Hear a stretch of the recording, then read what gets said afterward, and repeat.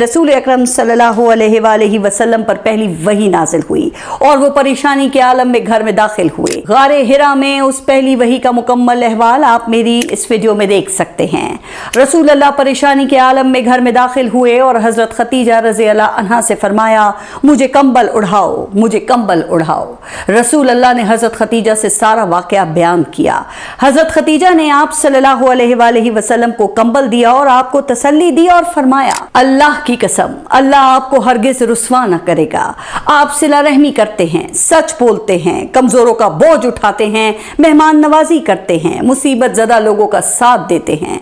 और फिर वो रसूल अल्लाह को अपने चचाजाद भाई वर्का बिन नौफल के पास ले गईं, जिन्होंने आप सल्लल्लाहु अलैहि वसल्लम को नबूवत की खुशखबरी सुनाई। यानी पहली वही के वक्त आपको तसल्ली देने और नबूवत की खुशखबरी सुनने वाली सबसे पहली शख्सियत कोई और नहीं बल्कि हजरत खतीजा की ही थी।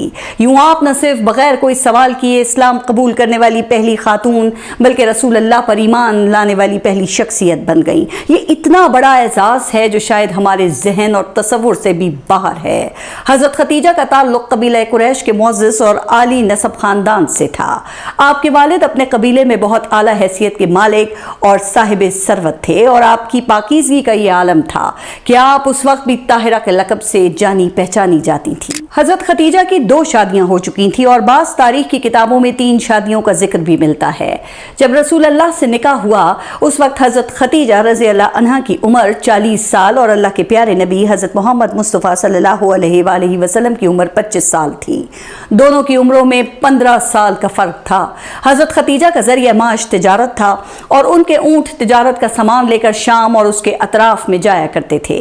और ये आज भी उन तमाम लोगों के लिए पैगाम है जिनके नज़दीक ख़वातीन का मुकाम सिर्फ घर है और उन्हें अपना घर चलाने के लिए काम करने की इजाज़त नहीं। ये तमाम वाक़यात महज इत्तफ़ाक़ नहीं, इन तमाम वाक़यात में एक पैगाम है कि ख़वातीन के किरदार का अंदाज़ा लगाना छोड़कर अपने किरदार को बेहतर करने पे तवज्जो दी जाए। खैर, अल्लाह ने बहुत जल्द हज़रत खतीजा के कारोबार में बरकत दी और उनका कारोबार बहुत फैल गया।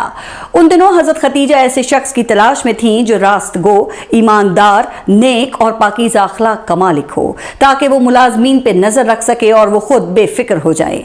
कहा जाता है कि अल्लाह के नबी हजरत मोहम्मद मुस्तफ़ा सल्लल्लाहु अलैहि वसल्लम के चचा अबू तालिब को इस बात का इल्म था। चुनांचा अबू तालिब ने इस बात का जिक्र अपने भतीजे रसूल अल्लाह से किया। ये वो दौर था जब आपकी सच्चाई और ईमानदारी का पूरे मक्का में डंका था।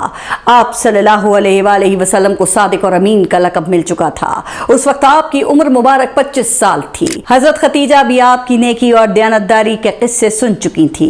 इसके साथ ही उन्हें हजरत अबू तालिब की ख्वाहिश का भी इल्म हो चुका था। चुनांचे उन्होंने खुद ही अल्लाह के प्यारे नबी को ये पैगाम भेजा कि वो मेरा सामान तिजारत के लिए शाम लेकर जाएं, जिसे आप सल्लल्लाहु अलैहि वसल्लम ने कबूल फरमा लिया। रसूल अल्लाह की दयानतदारी, मामला फहमी और खुश अखलाकी की बदौलत सामान तिजारत से बहुत मुनाफा हुआ।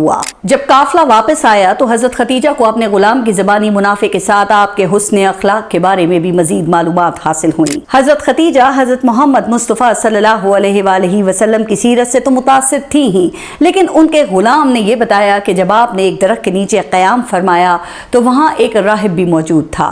राहिब ने रसूल अल्लाह को देखकर ये कहा कि ये नबी होंगे। उसने आप सल्लल्लाहु अलैहि वसल्लम में वो तमाम अलामात देख ली थी जो साबका आसमानी कुतुब में आखिरी नबी की अलामात के तौर पे मौजूद हैं।